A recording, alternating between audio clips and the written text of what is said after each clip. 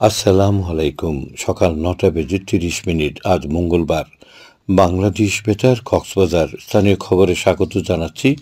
আমি আবু হায়দার ওসমানী। সাগরের নীল জলরাশির অবধারিত সৌন্দর্যের টানে কাছে দূরের অনেকেই বেড়াতে আসেন দেশের একমাত্র প্রবাল দ্বীপ সেন্ট মার্টিনে। দীর্ঘ ১০ মাস পর আবারও পর্যটকে মুখর হল এই দ্বীপ। পরিবার পরিজন বন্ধুদের নিয়ে প্রকৃতির মাঝে খানিকটা সময় কাটাতে দেশের নানা প্রান্ত থেকে আনন্দ উপভোগ করতে এসেছেন পর্যটকরা। দীর্ঘ বিরতির পর সেন্ট মার্টিনে পর্যটকদের ফুল দিয়ে বরণ করে নেন বাসিন্দারা। গতকাল দুপুর ২টার দিকে এক এক করে পর্যটকবাহী জাহাজ MV-12 আউলিয়া কর্ণফুলী এক্সপ্রেস ও কেয়ারি সিনবাদ ১২০০ পর্যটক নিয়ে সেন্ট মার্টিনে নোঙর করে। এতে করে দ্বীপের বাজার, হোটেল, রেস্তোরাঁ সহ পর্যটন সংশ্লিষ্ট সবখানে আবারও স্বস্তি ফিরেছে। এই সময় সেন্ট মার্টিন দ্বীপে ওয়ান টাইম প্লাস্টিকের বোতল নিরুৎসাহিত করে বিনামূল্যে অ্যালুমিনিয়ামের পানির বোতল বিতরণের পাশাপাশি পরিবেশ সুরক্ষা সংক্রান্ত সরকারের ১২ নির্দেশনা নিয়ে পরিবেশ অধিদপ্তর সহ স্থানীয়রা লিফলেট বিতরণ করেন বলে জানান সেন্ট মার্টিনের ব্যবসায়ীরা। দীর্ঘ ১০ মাস পর এই যে আজকে ১১০০ যাত্রী নিয়ে সেন্ট মার্টিন যে আগমন করেছেন, তার জন্য বাংলাদেশ ট্যুরিজম বোর্ড, বাংলাদেশ সরকার সবাইকে অভিনন্দন। এবং যারা আজকে আগত হয়েছেন, আজকে আসছেন টুরিস্ট যারা আসছেন, তাদেরকে আমরা অভিনন্দন জানানোর জন্য এখানে ফুলতোড়া নিয়ে বসে আছি।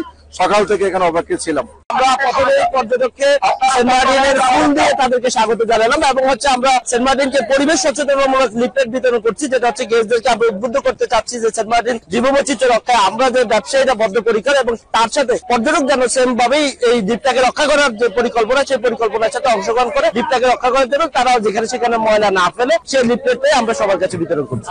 দ্বীপে এবং কক্সবাজার এলাকায় সরকারের দেওয়া ১২ নির্দেশনা বাস্তবায়নে ভলান্টিয়ার দল এবং আইনশৃঙ্খলা রক্ষাকারী বাহিনী মোতায়েন রয়েছে বলে জানিয়েছেন জেলা প্রশাসক মোহাম্মদ আব্দুল মান্নান। কক্সবাজার ও পার্শ্ববর্তী পার্বত্য চট্টগ্রাম ও চট্টগ্রাম শহরে সোমবার দিবাগত রাত ১২টা ৫৭ মিনিটে ভূমিকম্প অনুভূত হয়েছে। এখন পর্যন্ত কোনো ক্ষয়ক্ষতির তথ্য পাওয়া যায়নি, তবে স্থানীয়দের ভাষ্যমতে কম্পনের স্থায়িত্ব ছিল কয়েক সেকেন্ড। বাংলাদেশ আবহাওয়া অধিদপ্তরের ওয়েবসাইটে দেওয়া তথ্য অনুযায়ী ৪.৯ মাত্রার এই ভূমিকম্পের উৎপত্তিস্থল ছিল মায়ানমার। কক্সবাজার শহরের হাসপাতাল, সড়ক, পেশকারপাড়া, টেকপাড়া সহ বিভিন্ন স্থানে কক্সবাজার উন্নয়ন কর্তৃপক্ষ কৌকের সহায়তায় ভ্রাম্যমাণ আদালত পরিচালনা করেছে Bangladesh standard and testing institution BSTI। গতকাল অভিযানে নেতৃত্ব দেন কৌক সচিব, সিনিয়র সহকারী কমিশনার ও এক্সিকিউটিভ ম্যাজিস্ট্রেট সানজিদা বেগম। অভিযানে ৩টে প্রতিষ্ঠান মালিককে মোড়কজাতকরণ নিবন্ধন সনদ ছাড়া পণ্য বাজারজাত করার অপরাধে ১,২৫,০০০ টাকা জরিমানা করা হয়।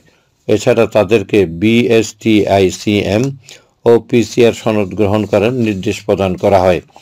কক্সবাজারের বিভিন্ন সাংস্কৃতিক সংগঠনের উদ্যোগে ৫ দিন ব্যাপী মুক্তিযুদ্ধের বিজয় মেলা ২০২৫ আয়োজনের সিদ্ধান্ত নেওয়া হয়েছে। আগামী ১৭ ডিসেম্বর থেকে ২১ ডিসেম্বর পর্যন্ত কক্সবাজার পাবলিক লাইব্রেরির শহীদ দৌলত ময়দানে এই আয়োজন চলবে।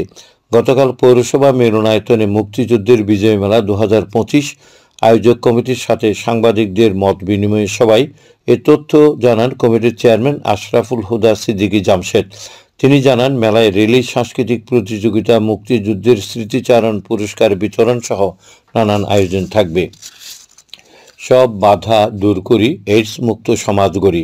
এ প্রতিবাদে উখিয়ায় নানা কর্মসূচির মধ্য দিয়ে বিশ্ব এইডস দিবস পালিত হয়েছে।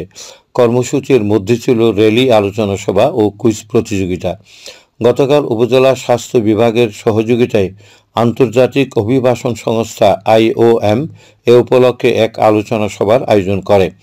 উপজেলা স্বাস্থ্য কমপ্লেক্স সম্মেলন কক্ষে আয়োজিত সভায় সভাপতিত্ব করেন উপজেলা স্বাস্থ্য কমপ্লেক্সের আবাসিক medical officer doctor Sajudul Imran Shaon.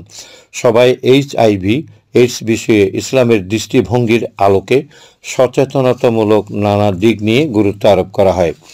পেকুয়ায় বোরোধান প্রদর্শনীর অংশ হিসেবে কৃষকদের মাঝে সার, বীজ, কীটনাশক ও বীজ সংরক্ষণের ড্রাম সহ বিভিন্ন ধরনের উপকরণ বিতরণ করা হয়েছে। গতকাল উপজেলা পরিষদ চত্বরে উপজেলা কৃষি বিভাগের program on agriculture and rural transformation and nutrition and partnership প্রকল্পের উদ্যোগে এসব বিতরণ করা হয়। উপজেলা কৃষি কর্মকর্তা মোহাম্মদ ইসার সভাপতিত্বে বিতরণ অনুষ্ঠানে পানির অপচয় রোধ ও জৈব বালাইনাশক ব্যবহার করে ফসল উৎপাদন বৃদ্ধির বিভিন্ন দিক নিয়ে আলোচনা করা হয়। এছাড়া এই প্রকল্পের মাধ্যমে ধানের নতুন জাত সম্প্রসারণ, সরিষা, গম ও মুগ ডালের চাষাবাদও এ প্রদর্শনের আওতায় বলে জানানো হয়। এখন জানিয়ে দিচ্ছি বাঁকখালী নদীর মোহনা ও সংলগ্ন এলাকার সামুদ্রিক জোয়ার ভাটার সময়সূচি। আজ ভাটা শুরু হয়েছে সকাল 7:55 চলবে দুপুর 2:23 পর্যন্ত। জোয়ার শুরু হবে দুপুর 2:23 চলবে রাত 8:30 পর্যন্ত। খবর শেষ হলো। আমাদের পরবর্তী খবর প্রচারিত হবে আজ দুপুর 2:30।